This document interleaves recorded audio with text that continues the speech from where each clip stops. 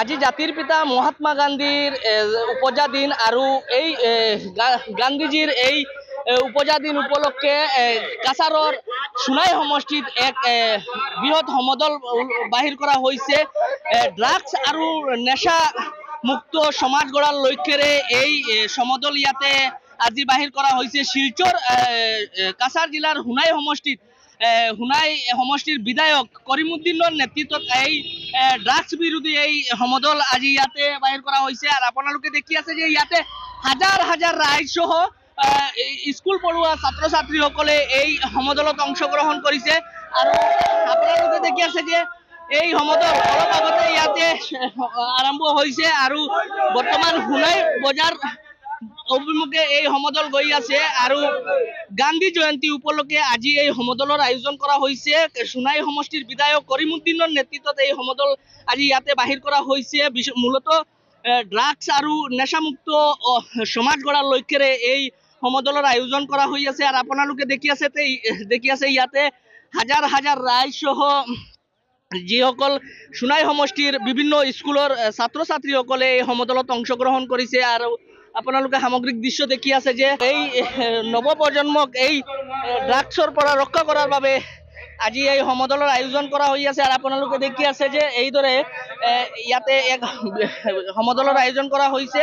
আৰু বিধায়ক সোনাই সমষ্টিৰ বিধায়ক কৰিমুদ্দিনৰ নেতৃত্বত এই সমদলৰ আয়োজন কৰা হৈছে। আৰু এই সমদল অলপ আগতেই এই সোনাই সমষ্টিত আৰম্ভ হৈছে আৰু সোনাই বজাৰ অভিমুখে এই সমদল গৈ আছে। আৰু শ ৰাইজে ইয়াতে এই সমদলত অংশগ্ৰহণ কৰিছে।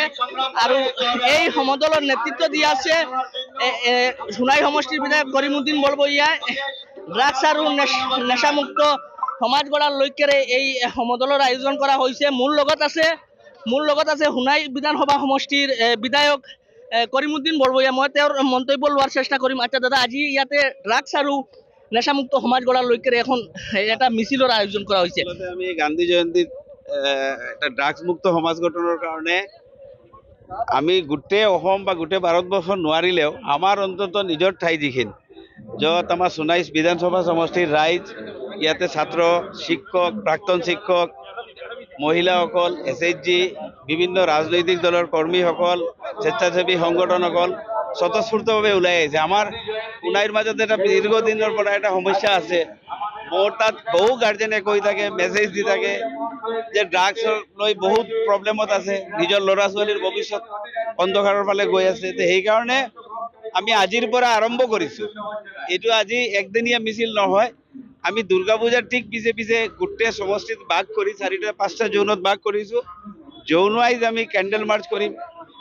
আৰু 1 জানুৱাৰীৰ পৰা, এইটো আপোনালোকে একদম অন ৰেকৰ্ড কৈ আছোঁ মই, 1 জানুৱাৰীৰ পৰা প্ৰতিখন ঘৰে ঘৰে ডোৰ টু ডোৰ মই যাম।